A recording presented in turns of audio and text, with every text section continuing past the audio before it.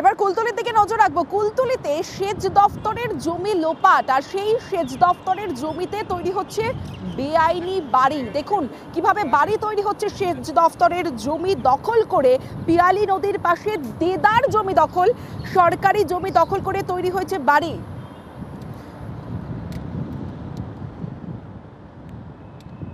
সরাসরি চলে যাব, অর্পণ রয়েছে আমার সঙ্গে, অর্পণের সঙ্গে কথা বলবো। অর্পণ, কারা এই জমি দখল করলো আর প্রশাসন কি করছে? দেখো, সেচ দপ্তরের এই পিয়ালি নদীর যে বিঘার পর বিঘা জমি পড়ে রয়েছে, সেই জমির গাছ কেটে সেখানে বসতি বাড়ি তৈরি করা হচ্ছে। এবং যারা এই অম্বিকানগরে বাস করেন তারাই এলাকার মানুষজন, তারা জানাচ্ছেন ক্যামেরার সামনে অকপট, তারা জানাচ্ছেন যে থাকার জন্য তাদের জমি নেই, তাই তারা সেখানে চলে এসছেন। এবং এই জমি রক্ষণাবেক্ষণের দায়িত্ব যে প্রশাসনের, সেই প্রশাসন এক কথায় বলা যায় যে উদাসীন।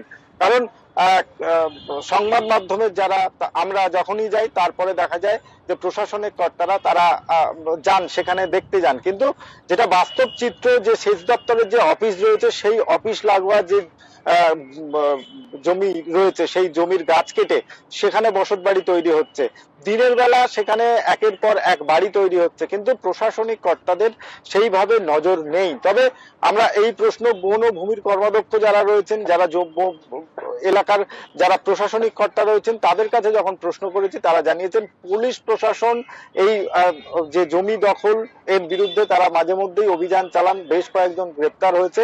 কিন্তু বাস্তব চিত্র যেটা দেখা যাচ্ছে যে পিয়ালি নদীর যে পাড়, সেই পাড় কিন্তু দিনের পর দিন সেচ দপ্তরের যে জমি, সেই জমি দখল করে মানুষ বসতি বাড়ি তৈরি করছেন। এর ফলে যেটা হচ্ছে, দেখা যাচ্ছে যে শুনবো, আমাদের জায়গা জমি নেই, তাই একটু চেপে থাকার জন্য ঘরটা একটা করছি। যদি বন দপ্তরে অসুবিধা হয়, আরও সবাই ঘর বেঁধেছে এখানে, আরও আছে, আমরা দেখা দেখি বাঁচছি। হয়তো যদি অসুবিধা হয় ঘর তুলে নেবো। আর সব পাশাপাশি ঘর বেঁধেছে, এতগুলো ঘর কারা? তাদের ওপর চাপ নেই। কারা সে? তারা কারা? তারা এখানকার বাসিন্দা কিছু আছে, বাইরের লোক কিছু আছে। তো অনেকগুলো ঘর হয়েছে দেখলাম। আর প্রচুর ঘর আছে। এখানকার ছেলেরা বেঁধিয়েছে, কিছু টাকা পয়সা নিয়ে সব বেঁধে দিয়েছে। অভিযুক্তের বক্তব্য আমরা শুনলাম, তবে বন দফতর তাদের দায় এড়াতে ব্যস্ত। না, ইরিগেশনের জায়গা ঠিক আছে। নদীর পিয়ালি নদীর ধরে কুন্দখালী এবং মেরিগঞ্জ 2 এবং মেরিগঞ্জ 1 বিভিন্ন নদীর চড়া পড়ে আছে ইরিগেশনের জায়গা। সাধারণ গরিব মানুষ তাদের বসবাসের সুবিধার্থে এসে ঘর বাঁধছে। সেটা আমি খবর পাই, ফরেস্ট এবং ইরিগেশন আমার কাছে ফোন করেছিল। যথাযথ এটাকে কুলতলি থানার আইসির নলেজে দিয়েছি। আইসি আইনত প্রশাসন নেওয়ার ব্যবস্থার জন্য অনুরোধ করেছি, তিনি যথাযথ ব্যবস্থা নিচ্ছেন। না, ইরিগেশনের জায়গা ঠিক আছে। নদীর পিয়ালি নদীর ধরে আমরা সবাইকে নোটিশ দেওয়া আছে, আমাদের অফিসারকে সবাইকে থানাকে জানিয়েছে। এবারে আমাদের অফিসার জানে আর থানা জানে। এইগুলো মানে ছেলেরা জোর করেছে, আমাদের সব থানাকে জানানো আছে। থানা কোনো ব্যবস্থা নেয়নি? না। থানা কোনো ব্যবস্থা নিয়েছে না, সেটা আমাদের অফিসার সব নোটিশ করা আছে, থানা কোনো ব্যবস্থা নেয় না।